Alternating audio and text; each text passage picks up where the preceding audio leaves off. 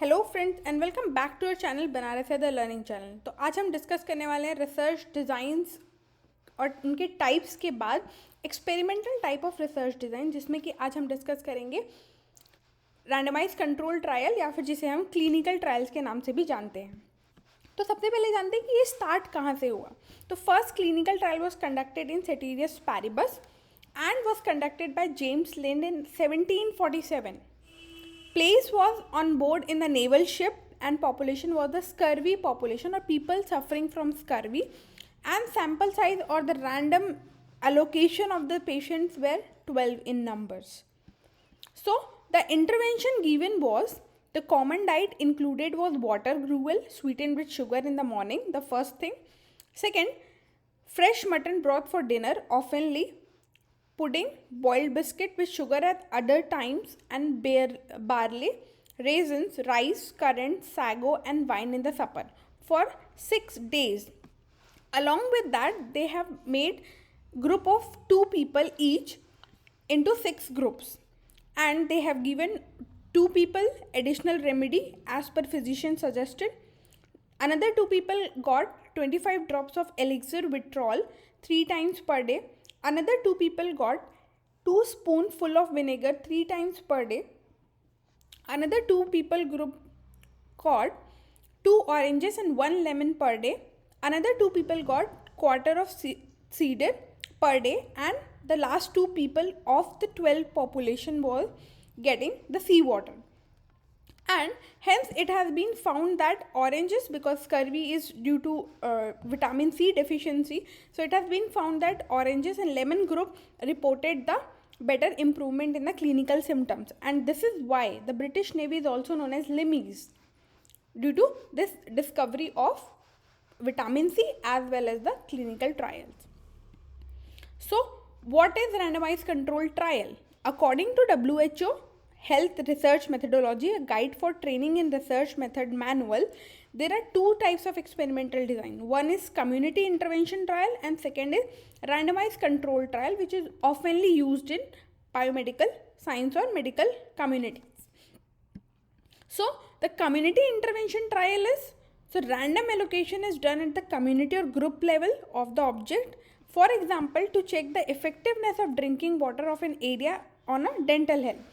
For example कि जब हम कम्युनिटी बेस पे रिसर्च करते हैं और to find out a cause और to find out a solution for a community based problem, we use to implement the intervention similarly. So यहाँ पे एक एग्जांपल दिया हुआ है कि जब हम ड्रिंकिंग वाटर को चेक कर रहे हैं कि उस पर्टिकुलर एरिया की ड्रिंकिंग वाटर की क्वालिटी कितनी है, उसका TDS कितना है, कितने उसमें मिनरल्स और विटामिन पाए जाते हैं, या उसका ओवरऑल केमिस्ट्री क्या है और उनका डेंटल हेल्थ पे क्या इफ़ेक्ट पड़ रहा है.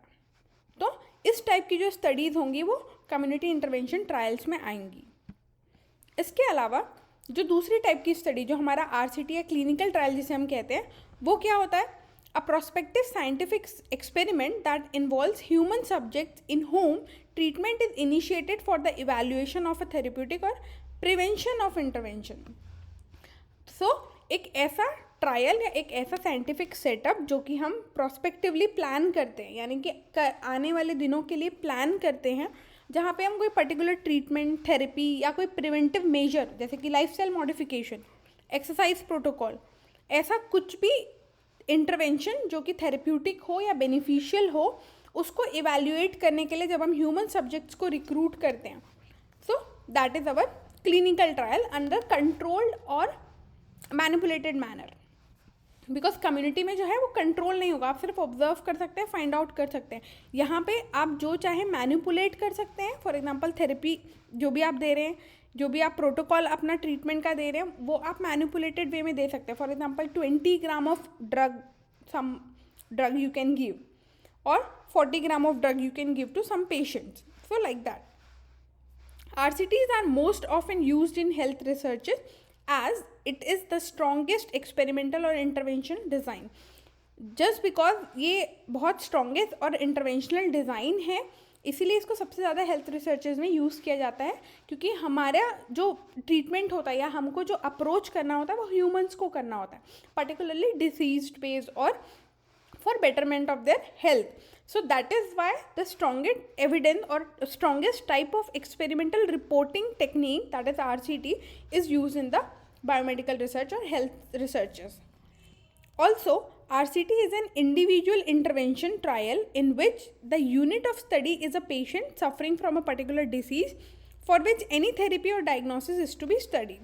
और हम अगर सिंपल लैंग्वेज में समझें तो RCT एक ऐसा यूनिट ऑफ स्टडी है जहाँ पे कोई पर्टिकुलर डिसीज़ के पेशेंट को हम कोई पर्टिकुलर थेरेपी दे के या उनका डायग्नोसिस, अगर हम डायग्नोस्टिक बेस्ड स्टडी कर रहे हैं, डायग्नोसिस कोई मेथड को हम इवॉल्व करना चाहते हैं, तो उसके बेसिस पे हम कोई पर्टिकुलर डिसीज़ को एक्सप्लोर करेंगे, that is RCT. So clinical trials includes a lot of thing what we think of. तो clinical trial also include drug trial for prevention and treatment and palliation, clinical devices feasibility and use. for example कि अगर हमको blood glucose check करना है तो उसके लिए best device कौन सा हो सकता है, कैसा, क्योंकि आजकल जो है पैचेस भी आने लगे हैं, ग्लूकोमीटर्स भी आते हैं, और या फिर आपका जो लैब टेस्ट होता है वो, तो क्लिनिकल डिवाइस और उनकी फिजिबिलिटी भी क्लिनिकल ट्रायल्स के अंदर ही आती है. Then rehab procedure, for example particular kind of exercise is beneficial for particular rehabilitation. So that procedure is also can be reported under RCT. Or any surgical procedure, medical counseling technique, lifestyle intervention or behavioral intervention, risk factor, then community approaches, treatment approaches and hospital service. These all kind of reportings can come under clinical trials. अब हम discuss करेंगे कि RCT क्या होता है, उसमें कैसे कितने टाइप्स के RCT होते हैं, क्या उसके प्रिंसिपल्स हैं, ये सारी चीज़ें. बट हमको RCT जब भी हम क्लिनिकल ट्रायल की बात करें तो हमें 3 टर्म्स बहुत क्लियर होने चाहिए. The first one is intervention arm या ग्रुप भी हम नाम देते हैं अपने ग्रुप को जब हम RCT करते हैं. तो इंटरवेंशन क्या होता है, जिसको हम पर्टिकुलर ड्रग दे रहे हैं, जिसका इफ़ेक्ट हमको देखना है, कोई पर्टिकुलर ड्रग, कोई थेरेपी या कोई प्रोसीजर जिसका इफ़ेक्ट हमको देखना है, तो वो पर्टिकुलर जो दिया जाएगा सब्जेक्ट्स को, वो आपका इंटरवेंशन होगा. फॉर एग्जांपल मुझे देखना है कॉफ़ी का, कोई पर्टिकुलर कॉफ़ी का स्लीप पे क्या इफ़ेक्ट है, तो that coffee is my intervention. Then control arm या ग्रुप, जिनको वो कॉफ़ी मिलेगी वो इंटरवेंशन ग्रुप में आ जाएंगे या केस ग्रुप भी आ जाएंगे. फिर आते हैं कंट्रोल. तो कंट्रोल्स भी जो है डिफरेंट टाइप्स के होते हैं, negative control, positive control, comparator. So control means जिनको हम सिर्फ कंपैरिजन के लिए रख रहे हैं. फॉर एग्जांपल कि यहाँ पे मुझे किसी को कोई पर्टिकुलर ब्रांड की कॉफ़ी देना है, पर्टिकुलर डोज में देना है, और उसका इफेक्ट मुझे स्लीप पे देखना है. वही कंट्रोल में हम क्या करेंगे, जो नॉर्मल रेगुलर रूटीन है इंडिविजुअल का, वो अपनी जो भी कॉफ़ी पी रहा है, जो भी कर रहा है, उस रूटीन में हम दोनों की जो डेटा आएंगे उनको एनालिसिस करेंगे. तो that will be our control group, जिनको हम इंटरवीन नहीं कर रहे हैं, we are just observing them in their normal routine. और कई बार होता है कि हम जो है सिमिलर, फॉर एग्जांपल कि अगर कोई इंटरवेंशन दे रहे हैं, फॉर एग्जांपल यहाँ मसाज दे रहे हैं हम कोई पर्टिकुलर डिसीज़ के पेशेंट्स को, और यहाँ पे हम पेशेंट को एजुकेट कर रहे हैं कोई पर्टिकुलर डिसीज़ के बारे में. फॉर एग्जांपल हम मसाज दे रहे हैं COPD के पेशेंट्स को, और कंट्रोल को हम काउंसलिंग कर रहे हैं या फिर एजुकेट कर रहे हैं पैम्पलेट्स दे के, एजुकेशनल सप्लीमेंट्स दे के. तो that will be our control group. फिर आता है कंपैरेटर आर्म. तो कंपैरेटर जैसे कि नेम से ही पता चल रहा है कि जिसका हम कंपैरिजन करेंगे. फॉर एग्जांपल जब आपको कोई 2 ड्रग को कंपेयर करना हो कि ड्रग X ज़्यादा अच्छी है या Y, मतलब वो सिमिलर चीज़ें हों जिनको आप कंपेयर करना चाह रहे हो, जिनका इफेक्ट किसका सुपीरियर है ये फाइंड आउट करना चाह रहे हैं, तो उस केसेस में हम कंपैरिजन स्टडीज़ करते हैं. तो उसमें कंपैरेटर आर्म होते हैं, कंट्रोल आर्म नहीं होते. ऑल्दो वहाँ पे भी अगर आप 3 आर्म स्टडी करेंगे तो आप रख सकते हैं, but it's a general thing. तो वहाँ पे क्या होगा कि जैसे मेरे को लेना है कोई पर्टिकुलर टाइप मसाज में मुझे स्टडी करनी है, तो मैंने 2 डिफरेंट टाइप्स की मसाज ले ली और एक टाइप के पेशेंट. फॉर एग्जांपल मैंने लिया Swedish massage and Thai massage, and we are comparing their effect on COPD patients. तो वो जो स्टडी होगी वहाँ पे जो मेरा स्वीडिश मसाज होगा वो इंटरवेंशन होगा, जो मेरा थाई मसाज होगा वो कंपैरेटर आर्म होगा. So I think this is clear. So ये 3 टर्म्स जो है आपको क्लिनिकल ट्रायल्स पढ़ते समय, आते समय, ये आपको पता होना चाहिए. What are the principles of RCT? तो आरसीटी में प्रिंसिपल्स हैं क्यों? तो प्रिंसिपल्स इसलिए ताकि वो ज़्यादा प्रिसाइज और ज़्यादा अच्छी बन सके। रिपोर्टिंग जो है स्टडी की जितनी अच्छी और जितने अच्छे मेथोडोलॉजी पे बेस्ड होगी उतना प्रिसाइज इसकी फाइंडिंग्स को माना जाता है। तो similarly RCTs have 3 basic principles, that is randomization, blinding and intention to treat analysis. तो रैंडमाइजेशन क्या होता है? तो randomization basically enables equal chance to every subject of being selected in a given group।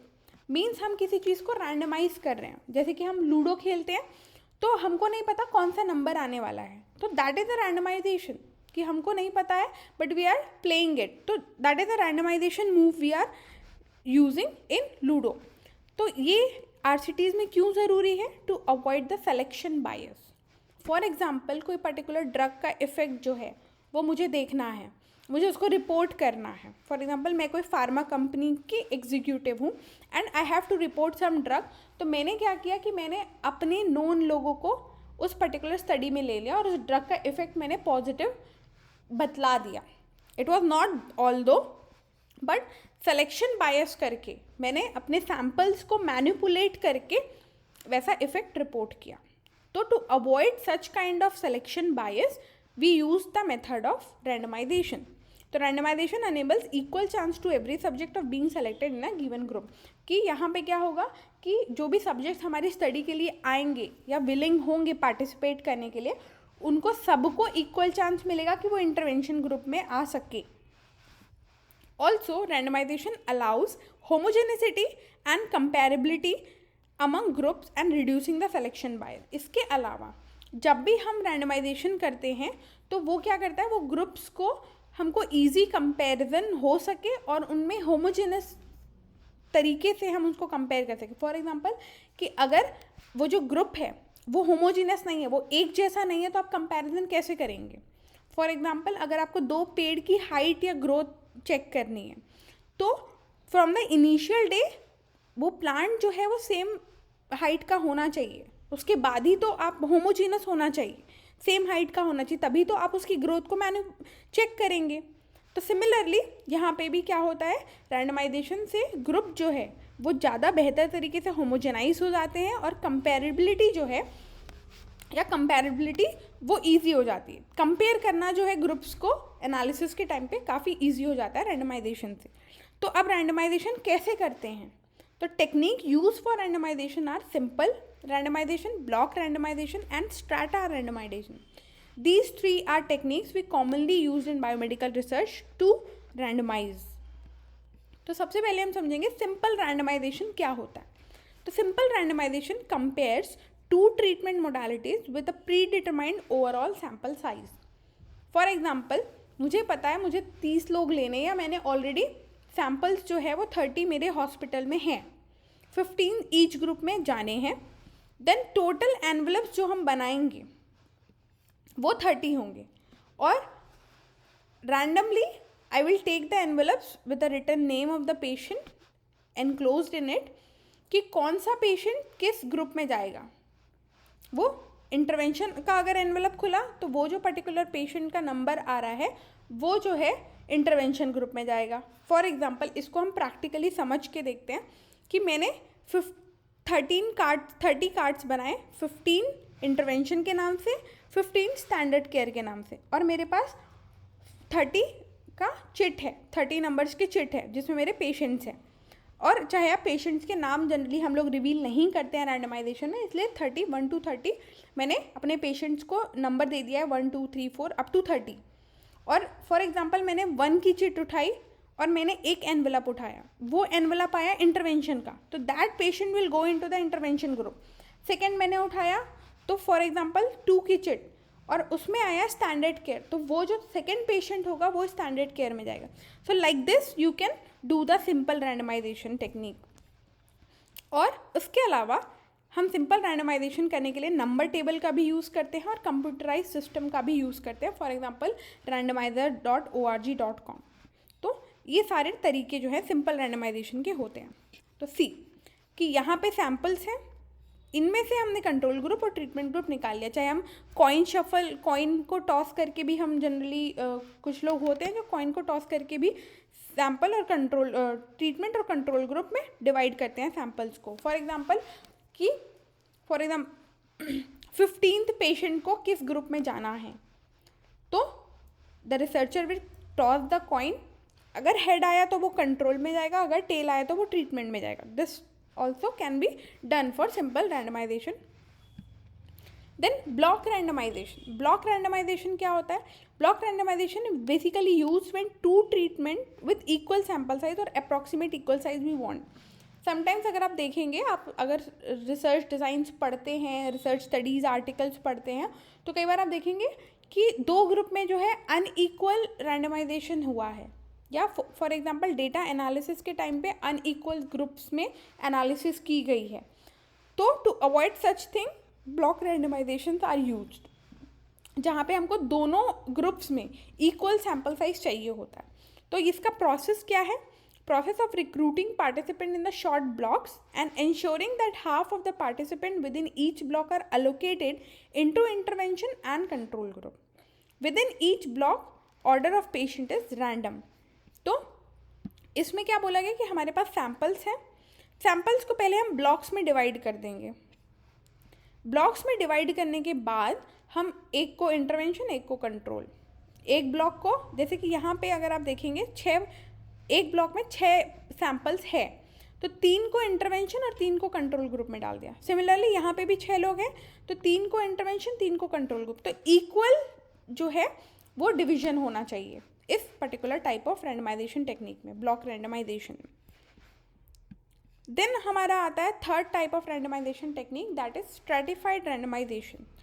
तो here population is divided according to strata and later simple और block randomization is done in each strata. सबसे पहले हम सकते हैं strata क्या होता है।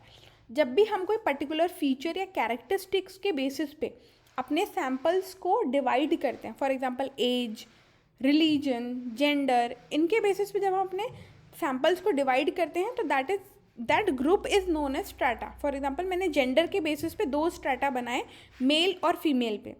मुझे देखना है कि मेल्स पे ज़्यादा इफेक्ट है या फीमेल्स पे, तो this will be my strata.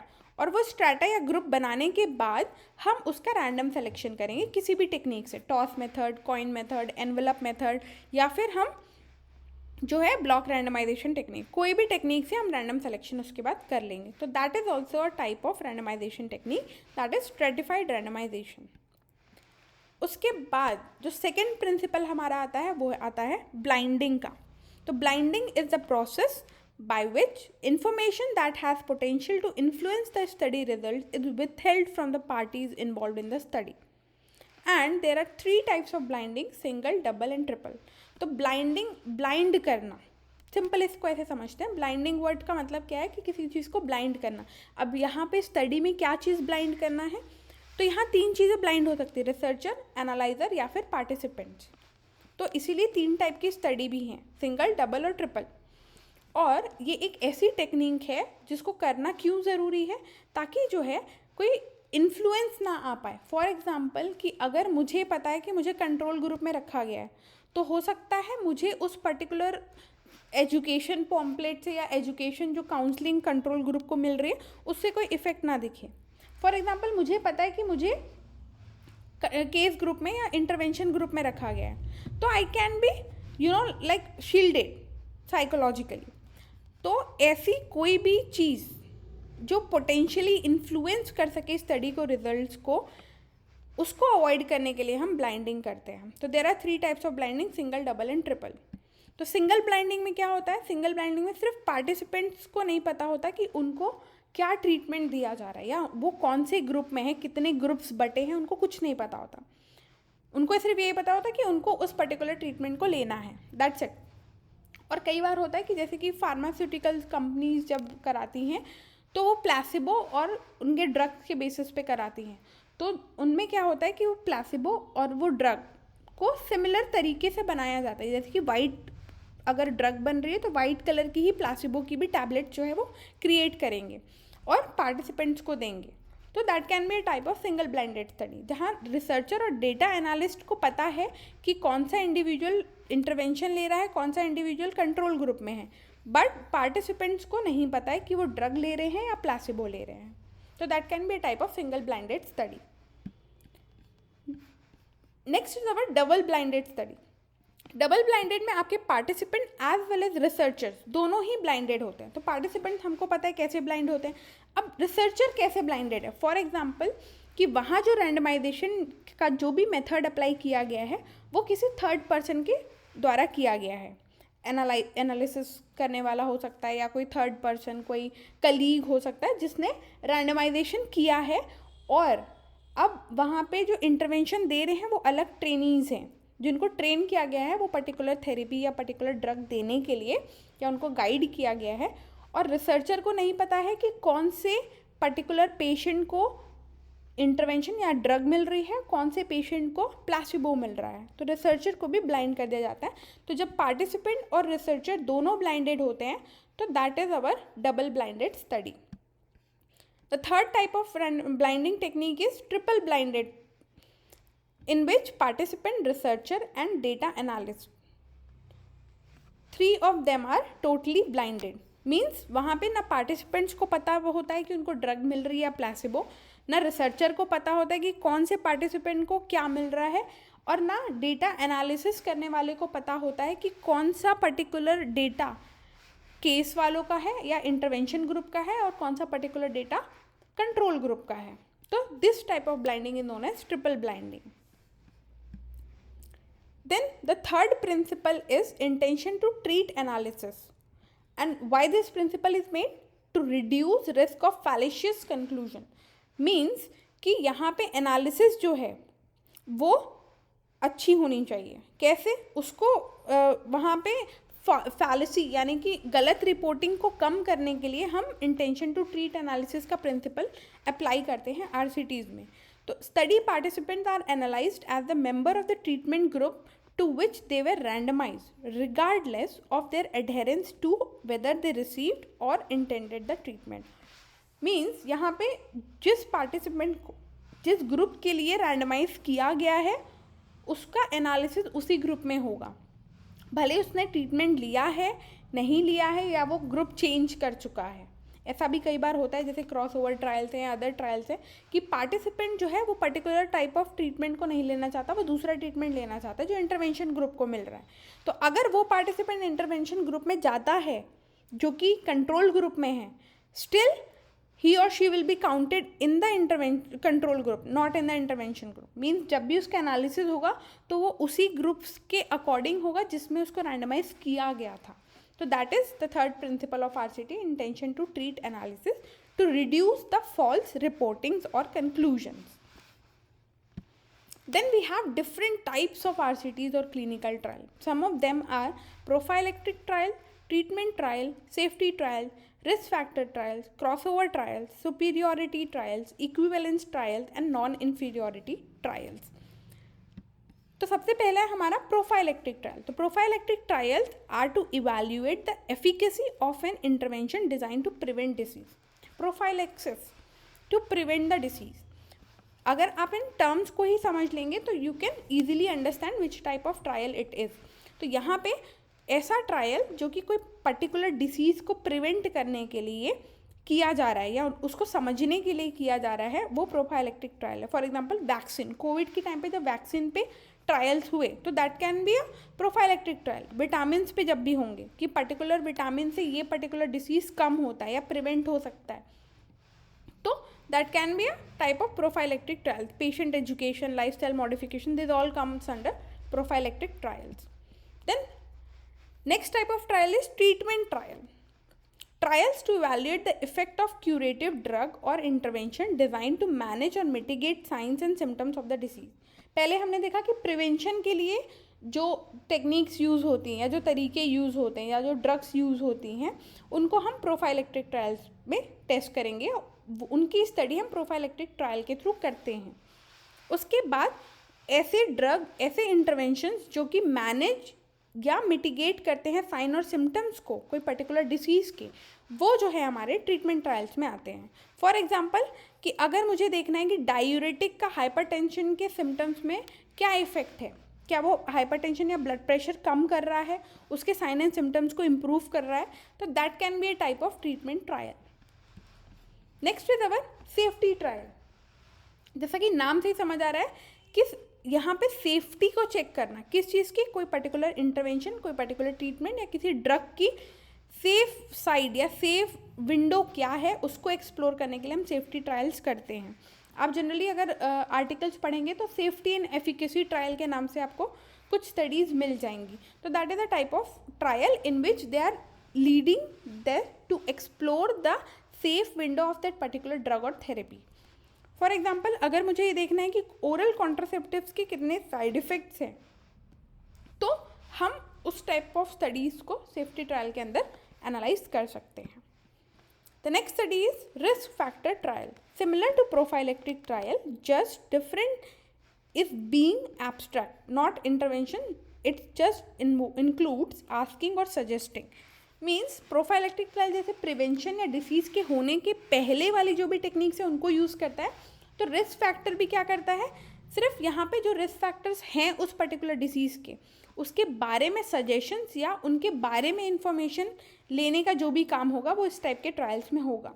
For example advising for regular exercise to type 2 diabetes mellitus patient, क्योंकि एक्सरसाइज से इंसुलिन रेजिस्टेंस कम होता है या सेंसिटिविटी बढ़ती है, तो यहाँ पे एक रिस्क फैक्टर ट्रायल जो है वो बन सकता है।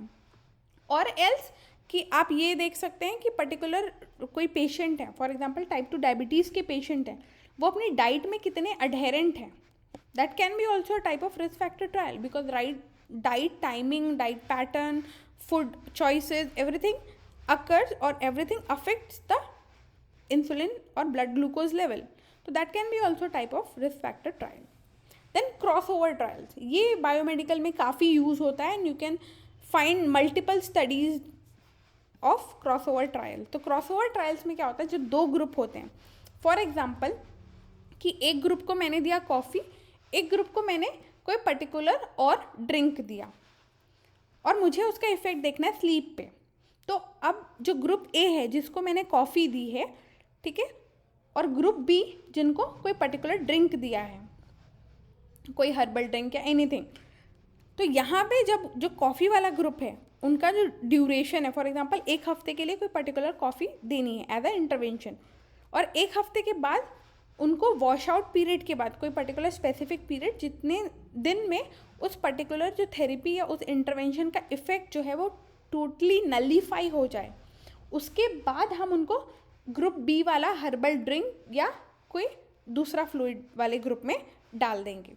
तो that is known as cross over trial, जहाँ पे हम क्रॉस ओवर कर रहे हैं, यानी कि जो ग्रुप ए को मिल रहा है या जो ग्रुप ए के पार्टिसिपेंट्स हैं उनको ग्रुप बी वाला इंटरवेंशन मिलेगा और ग्रुप बी वालों को ग्रुप ए वाला इंटरवेंशन मिलेगा। We are just crossing over, change कर रहे हैं, इंटरचेंज कर रहे हैं।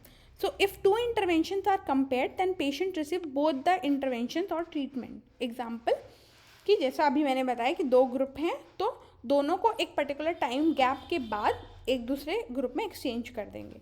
और यहाँ पे एक टर्म आता है वॉश आउट पीरियड, जो कि बहुत इंपॉर्टेंट होता है क्रॉसओवर ट्रायल्स में, कि फॉर एग्जांपल कि अगर आप कोई चीज़ दे रहे हैं, कोई ड्रग दे रहे हैं, कोई कॉफ़ी ही दे रहे हैं, फॉर एग्जांपल अगर जैसा हमने एग्जांपल में डिस्कस किया, तो वहाँ पे क्या होगा कि फॉर एग्जांपल कॉफ़ी जो है वो 48 आवर्स के बाद जो है बॉडी से टोटली एलिमिनेट हो जाती है। तो I will take my wash out period as 48 hours, जितने देर में उस पर्टिकुलर, जितने दिन या जितने देर, इट कैन बी एनीथिंग, तो उतने ड्यूरेशन तक उनको जो है गैप या रेस्ट में रखा जाएगा।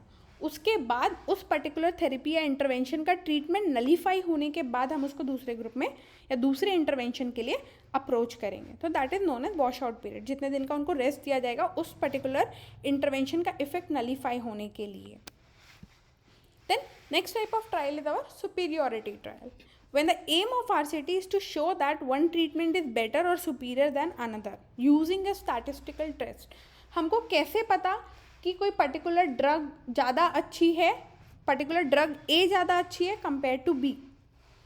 तो ये सुपीरियॉरिटी ट्रायल से हमको पता चलता है, जहाँ पे हम स्टैटिस्टिकल टेस्ट को यूज़ करके दो पर्टिकुलर सिमिलर चीज़ों की ड्रग को, जैसे कि यहाँ पे एग्जांपल दिया हुआ है, दो पेन किलर्स हैं ए एंड बी, तो इन दो पेन किलर्स को मैंने कंपेयर किया, स्टैटिस्टिकल टेस्ट रन कराए और मेरे को पता चला कि जो ए पेन किलर है वो ज़्यादा इफेक्टिव है ओवर टू बी, तो that is a type of superiority trial. Then equivalence trial. Equivalence trial is used to signify that any two treatment are not too different in its characteristics in clinical manner using a statistical test. For example, two surgical procedures for any condition. यहाँ पे equivalence, जहाँ पे equality की बात की जा रही है, तो जब हमको ये पता चलता है कि कोई पर्टिकुलर दो ट्रीटमेंट, दो थेरेपी सिमिलर इफेक्ट या क्लिनिकल रिजल्ट्स दे रही हैं यूजिंग अ स्टैटिस्टिकल टेस्ट, तो that is known as equivalence trial. जैसे कि कोई पर्टिकुलर सर्जिकल प्रोसीजर है जिससे रीनल कैल्कुलाई या किडनी के स्टोन्स को निकाला जा सकता है, और उन दो सर्जरी के तरीकों को कंपेयर करना can be a equivalence trial. Then non inferiority trial. Trial to compare a new treatment with already existing with the view of demonstrating that it is not clinically worse using confidence interval approach. So non-inferiority trial जो है उनमें क्या करते हैं, हम कोई particular new drug को पुराने या मार्केट में जो ऑलरेडी अवेलेबल है उस ड्रग से कंपेयर करते हैं कि this is also a good option if someone is not having a particular type of drug. For example, अगर आपको कोई पर्टिकुलर ड्रग ए पे काम करना है, आपने कोई ड्रग डिस्कवरी की ए जो कि हेडेक के लिए काफ़ी अच्छी है, बट मार्केट में ऑलरेडी कोई बी ड्रग ऑलरेडी अवेलेबल है, for example Disprin already available है, तो आप जो है ये प्रूफ करोगे कि डिस्प्रिन के अलावा अगर डिस्प्रिन एज अ ऑप्शन नहीं है या हमारे पास अगर ऑप्शन है ए ड्रग का भी, तो you can use it also has the similar effect without any side effect और क्लिनिकली वर्सन रिपोर्टिंग. तो जनरली यहाँ पे कॉन्फिडेंस इंटरवल का यूज़ किया जाता है statistically to report such kind of trials. Then अब ये तो हो गए सारे टाइप्स ऑफ ट्रायल्स, कैसे रिपोर्ट करना है, क्या प्रिंसिपल्स हैं, कैसे ट्रायल्स को हम पब्लिकेशन के टाइम पे रिपोर्ट करते हैं, कैसे उनको कंडक्ट करते हैं. तो उसके लिए हम फॉलो करते हैं concert guideline, that is consolidated standards of reporting trials, जो कि हम नेक्स्ट वीडियो में इन कंसर्ट गाइडलाइन को ही स्पेसिफिकली इन डिटेल डिस्कस करेंगे. इसके अलावा क्लिनिकल ट्रायल्स के लिए जब भी हम बात करते हैं तो क्लिनिकल ट्रायल्स के फेजेस बहुत इंपॉर्टेंट हैं कि अगर कोई पर्टिकुलर ड्रग पे काम हो रहा है तो वो ड्रग को उन चारों फेजेस को क्रॉस करना है, तब वो ड्रग मार्केट में आ सकती है. तो वो चार फेज़ क्या है, जनरली 5 फेज माने जाते हैं. 0 phase is also a phase there. So phase 0, phase 1, 2, 3 and 4, there are 4 phases of clinical trials. तो सबसे पहले देखते हैं फेज 0. तो phase 0 is also known as preclinical phase, and treatment modality or drug should have passed through animal or lab test. Means phase 0 के according कोई भी drug या कोई भी ट्रीटमेंट मोडालिटी जो है वो एनिमल या लैब टेस्टिंग से पास्ड होनी चाहिए, तभी आप उनको फर्दर फेज में या फेज 1 के लिए लेके जा सकते हैं, otherwise it is not allowed. Then shown pharmacological effect should be safe as well as side effect free. इसके अलावा एनिमल और लैब टेस्टिंग में वो फार्माकोलॉजिकल या थेरेप्यूटिक इफेक्ट शो कर रही हों, सेफ हों और साइड इफेक्ट्स उसके ना दिखे हों, तभी आप उनको जो है फर्दर फेज के लिए अलाउ कर सकते हैं. एंड डन टू रफली estimate the dose to be used in human. और जनरली कई बार होता है कि फेज़ 0 हम इसलिए भी कंडक्ट कराते हैं ताकि एक रफ डोज हमको पता चल जाए कि हाँ इस पर्टिकुलर ड्रग का कोई पर्टिकुलर सेफ डोज है और we can conduct the trials in humans. तो फेजेस को क्लियरली समझने के लिए उनके गोल्स और एट्रीब्यूट्स को समझना बहुत इंपॉर्टेंट है. तो सबसे पहले हम समझते हैं फेज़ 1 जो है, फेज़ 1 को हम डोज डिपेंडिंग ट्रायल भी कहते हैं या फर्स्ट एप्लीकेशन इन ह्यूमन के नाम से भी आप कह सकते हैं. फेज़ 2 को हम थेरेप्यूटिक फेज ट्रायल कहते हैं क्योंकि यहाँ पे फार्माकोडायनेमिक्स, फार्माकोकाइनेटिक्स दोनों को ही हम एक्सप्लोर करते हैं. Third phase is known as therapeutic confirmation phase कि यहाँ पे हमको साइड इफेक्ट्स, एडवर्स इफेक्ट सब कुछ जो है एक्सप्लोर करना होता है. Then fourth phase is long term observation और सर्विलियंस फेज. सबसे पहले हम समझते हैं फेज़ 1 के क्या गोल्स होते हैं. तो phase 1 is for safety and tolerability, testing with low doses of the drug. Lowest dose से हम स्टार्ट करते हैं और उसकी सेफ्टी और टॉलरेटेबिलिटी चेक करते हैं। Then analysis of period of effectiveness of the drug, कि अब उसका पीरियड ऑफ इफेक्टिवनेस चेक करना है कि ड्रग कितने देर के लिए इफेक्टिव होती है। Then analysis of behaviour of drug in human body और डिग्रेडेशन प्रोडक्ट्स, मीन्स उसका मेटाबॉलिज्म कैसा है ह्यूमन बॉडी में, उस ड्रग का कैसे इंटरैक्ट कर रही है वो हम फेज़ 1 में चेक करेंगे। एट्रीब्यूट्स क्या होते हैं, ये जनरली स्मॉल सैम्पल साइज में कंडक्ट की जाती है, 20 to 100 sample size. Then if we don't have patients we can go with healthy volunteers. Healthy volunteers की जो स्टडी होती है वो generally phase 1 type of trials में मानी जाती है।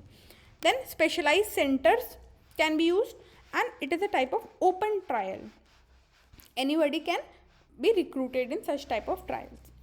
Then phase 2 और therapeutic trial phase, जहाँ पे हमको क्या क्या फार्माकोडायनेमिक्स और फार्माकोकाइनेटिक्स दोनों ही चेक करना होता है। तो for verification of the therapeutic effect, ascertaining the optimal dose, safety और toxicity testing and checking the feasibility of the application, इन सारी चीज़ों को हम सेकेंड फेज में रूल आउट करते हैं। देन इसके एट्रीब्यूट्स क्या हैं, ये उनसे थोड़े ज़्यादा पेशेंट्स पे जो है उन पे अप्लाई की जाएगी। फॉर एग्जांपल 100 to 500 पेशेंट्स पे ये सेकेंड फेज किया जाता है। फिर मेडिकल इंस्टीट्यूट और प्राइवेट प्रैक्टिसेस में इनको कंडक्ट किया जा सकता है। ये ओपन ब्लाइंडेड कंपैरेटिव या मल्टीपल डोजेस के फॉर्म में इसको ट्रायल को परफॉर्म किया जा सकता है। Then third is our therapeutic confirmation phase, कि इसका पर्टिकुलर सेफ्टी विंडो क्या है इस ड्रग का और किस डोज के बाद ये नेगेटिव या एडवर्स इफेक्ट रिपोर्ट करेगी, उसको कंफर्म करने के लिए थर्ड फेज किया जाता है। तो confirmation of its effectiveness and safety, review of effectiveness compare to known drugs and attributes involve are extensive study.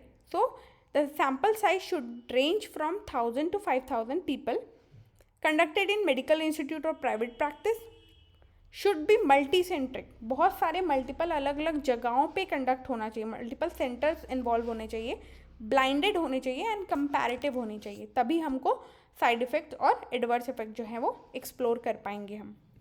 Then fourth phase होता है लॉन्ग टर्म ऑब्जर्वेशन या फिर सर्विलियंस फेज, कि अब ड्रग जो है मार्केट में चली गई, अप्रूव हो गई, तो उसके बाद क्या, उसका कोई एडवर्स इफेक्ट रिपोर्ट हो रहा है, या फिर जैसे कि अब बहुत सालों के बाद भी हमको पता चलता है कि अच्छा ये ड्रग बैन हो गई, तो that is a phase of fourth phase of clinical trial. तो data from real life, safety monitoring, does the product interact with other drugs, therapy optimization of approved drug are done in this phase of trial, that is fourth phase of trial. Then attributes involved are very large number of patients because it has been already distributed in the market, and further development or new areas of application are explored from this point of time. Hope you guys like this video. Do like, share and subscribe our channel for more videos. Thanks for watching.